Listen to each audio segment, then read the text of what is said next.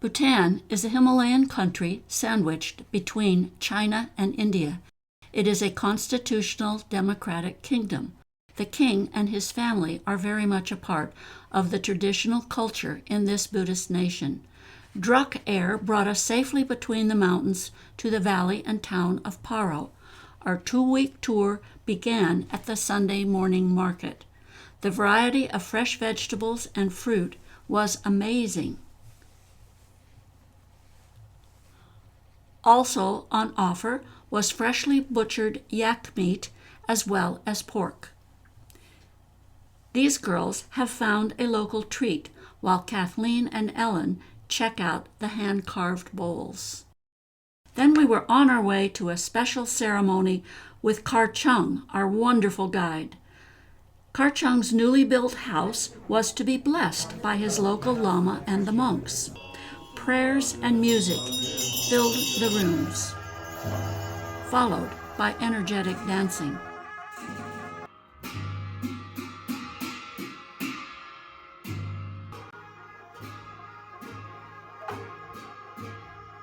Last to dance was a 9-year-old who had been learning his moves since he was 4 years old.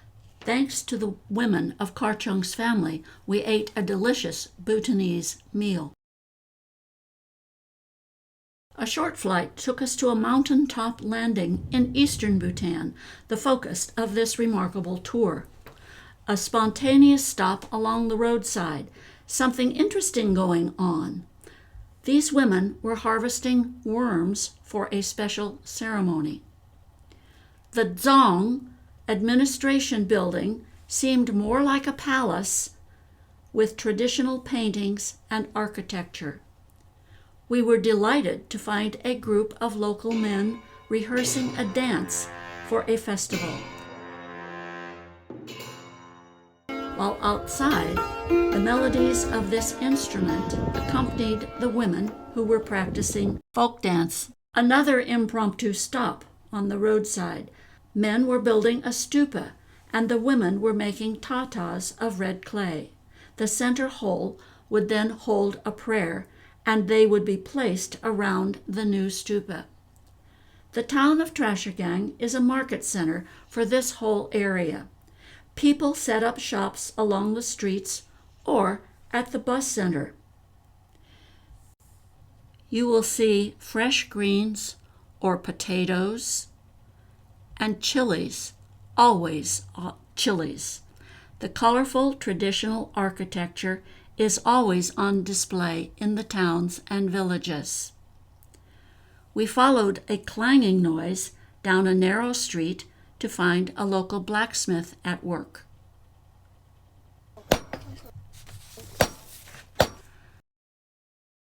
The pathway to the Janjap Chorten was bright with stupas leading all the way to the monastery. The resident monks were just finishing their studies and prayers when we arrived. Karchung gave us the rundown of the various deities in historical Buddhism, as well as the beautiful and important relics housed there. Our driver Tenzin managed the many switchback roads to take us to Radi and a visit with Mrs. Peden. She is a national treasure for her development and use of natural dyes and her hand-spun silk yarn.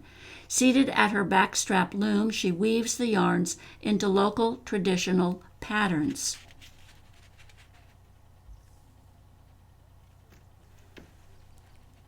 After an exceptional day, we enter the gates of our hotel to be greeted by the staff and the softening colors of the evening sky before we join the rest of our group around a campfire for some pre-dinner wine tasting.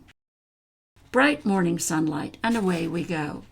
This time, hiking up a road until we arrived at Gompa, a private temple featuring a large Buddha and encircled with images from his life story. The super large prayer wheels got a workout from Karchung and Al. Yes, we were many hours on our tour bus, but often the roads were blessed with varieties of prayer flags. Note, it does not pay to look over the side when underway. Following a delicious lunch at our hotel, we visited the Joreg Chusum, a national trade school for traditional arts. Embroidery, of course, painting, and mask making. I have no idea why this woodcarving studio has not erupted into flames.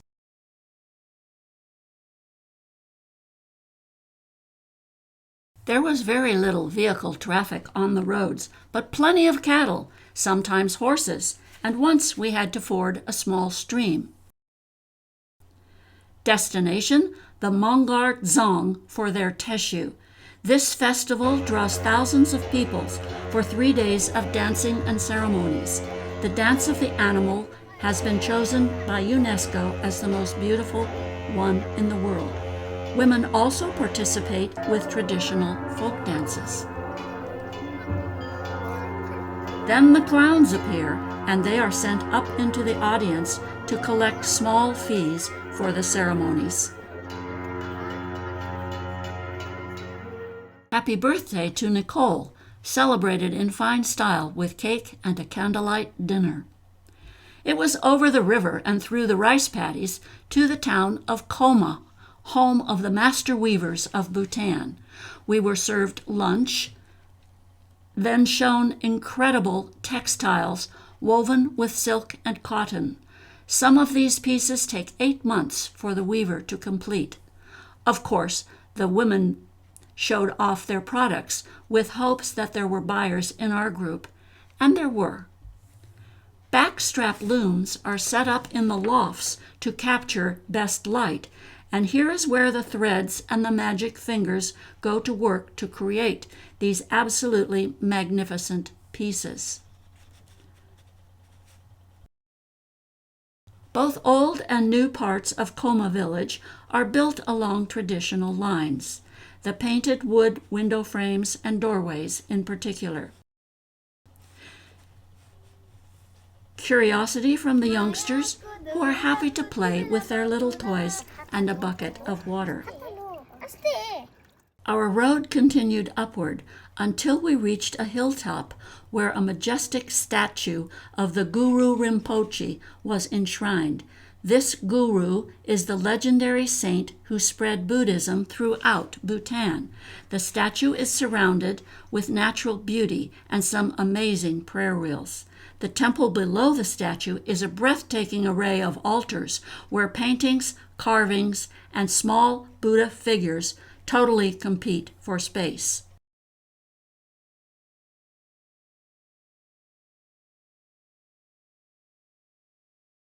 Leaving the guru and dropping back into the valley, we came across this village truck loading hay. Kar Chung took up the challenge, and then we found a small trail to a little village.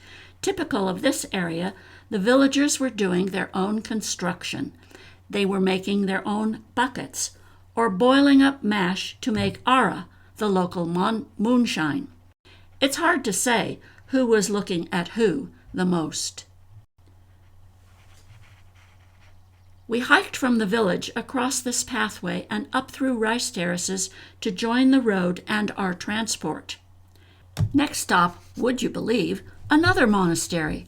Again, highly symbolic Buddhist statuary and historic paintings.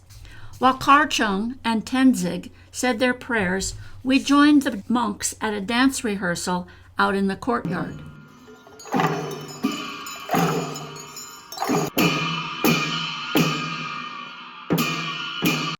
The prayer flags waving from this bridge seemed to call out for a crossing.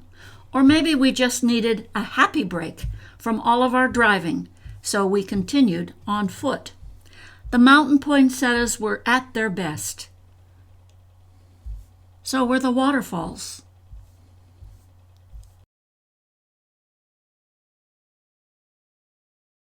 The next phase of our East Bhutan tour had us climbing higher and higher, with prayer flags and switchbacks delivering us from one hillside to another Eventually, the mountain vistas were snow-capped.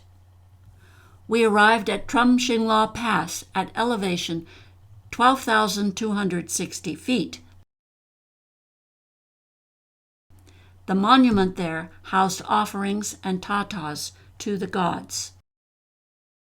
It had rained overnight, and we found snow on the hillside beside us. Fortunately, we left the snow behind, and although it remained cold, it was crystal clear. How welcoming, then, to sit around a stove at the homestay for warmth and to see the stove producing a variety of food and dishes to enjoy. Onward, back to the lower levels to reach the Tang Valley and the Yujin Choling Heritage House. We were pleased to meet the owner and Bhutan's most notable, Madame Choden. Our stay in the centuries-old house was in historic but comfortable rooms. It was Thanksgiving Day. Our excellent dinner even featured some pumpkin pie. Morning sunshine found us walking out across the fields, accompanied by cattle being brought to their pasture. Then the children took over as guides, bringing us to a small water-powered mill that was processing buckwheat, a staple grain in this area. Their village looked much the same as before. The woman is washing freshly dug turnips, and of course, there were plenty of chilies out to dry. Our wandering eventually brought us back to the ancestral manor house, where the ladies had display of their hand-loomed textiles. What a surprise to have a delegation of valley men arrive, all dressed in Bhutanese custom dance attire, including the traditional boots, rarely seen these days. The group moved into the courtyard by the museum and began a series of classical dances. What a fine farewell for us to have. Next stop, an ancient temple surrounded by a monastery which served as a school for young monks. Exams were coming up soon, so the boys were busy studying, except for we were able to visit the home of a retired Buddhist Lama who graciously blessed several strings of prayer flags for us. Then it was quite an exercise to find a spot and get the flags into position. Coming full circle, we arrived back at Karchung's house in Paro, where we had begun this journey. We were presented with an excellent lunch cooked by his wife. How fortunate we were to have had Karchung guiding us, as well as a great group to tour with. Ellen, Chris, Robin, Dawn, his daughter Nicole, Al and I, and of course, our fearless and loving leader, Kathleen Fung. Drucker gave us a last look into the Paro Valley and the amazing, wonderful country of Bhutan.